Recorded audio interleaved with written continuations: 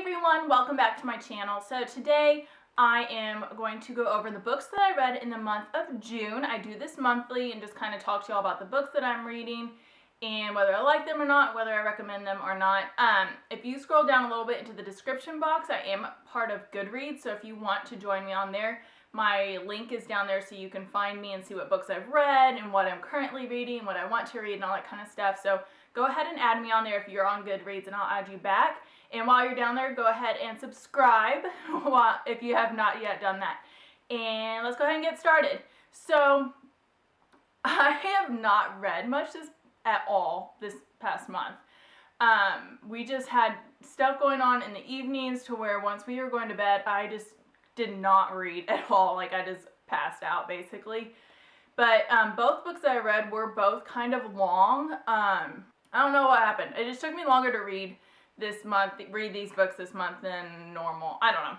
Anyway, so let's get started. So the first book that I read was The Lovely Bones. This was donated to my work. I work for a food pantry, but we also do clothing and all that kind of stuff. So people just drop off anything that they want to donate, and they bring books a lot. And so someone brought in Lovely Bones, and I'd been wanting to read this because I didn't watch the whole movie, but I've watched bits and pieces of the movie, and so I knew it was about a little girl who had been murdered, and she was kind of telling her story about her life and how all the people she was ever acquainted with are coping with it and what they're doing. But I didn't know what happened in the end. I didn't know how she was murdered or anything like that. So anyways, that's what this whole book is about. It's about a little girl named Susie who was murdered by her neighbor, and that's not giving anything away. It's within like the first 2 pages. And so the whole book is about her just like watching her parents cope and her sister and brother, and watching her neighbor and seeing what he does and her friends, and it's just how it goes. It's over a period of time, just like watching them, seeing what they're doing, how the police are trying to find the mystery of it all, or the police are trying to figure out the mystery and all that kind of stuff. So it's a sad book. I mean, it's about a little girl that was murdered. She was like 12 or 13 or something like that. But it was pretty good. I would probably give it like 3.5, 4 stars. It took me a long time to get through it. I'm not sure. I think I just powered through because I had read or I'd watched the movie, and so I kind of wanted to see what happens in the end and whether he gets caught or what happens and all that kind of stuff. So I'm not going to tell you what happens in the end, but definitely not what I thought was going to happen. So anyways, interesting. I don't know. I won't hold on to this book. I only hold on to books that I truly loved reading and would want to read again, and I will probably never read this book again. But it's worth checking out. And then the second book that I read, I'm currently still reading.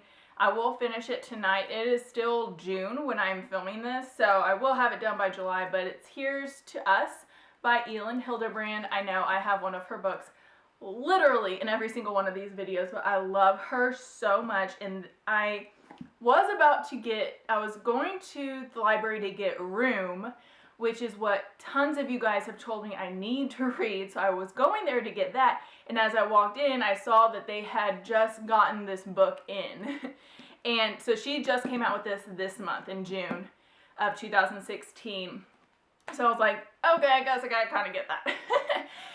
So I'm almost done with it, but once I'm going to go to the library, I'm going to get Room, and I'm going to read that so that in August, when I film this, for my July books, I'll be able to tell you all about that and whether I liked it or not.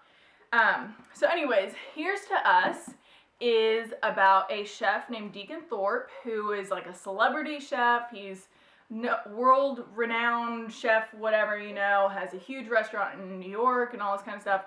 Anyways, he has died, and it's about his 3 wives, his wife, 2 ex-wives, and then he had a kid with each one, so 3 kids, all meeting back in Nantucket, of course, at their family cottage house, whatever you want to call it, and just how each person is grieving, their story individually with Deacon and their stories within each other.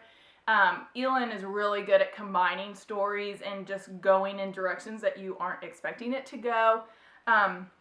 She also tells the story by character. So you'll read, like, this is Buck, so we'll hear Buck's story, his thoughts of what's going on, and then the next chapter, there's not even chapters, and so then the next character will pop up and we'll talk about her and her story and what she's doing and stuff like that.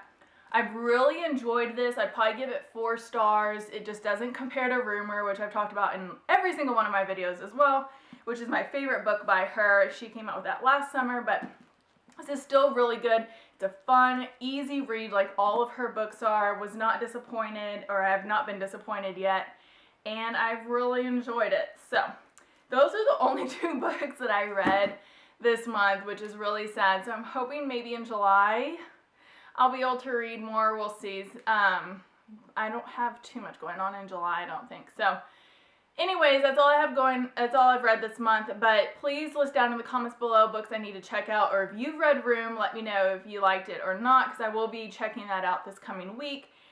And don't forget to subscribe, give this video a thumbs up, and I'll talk to y'all later. Bye.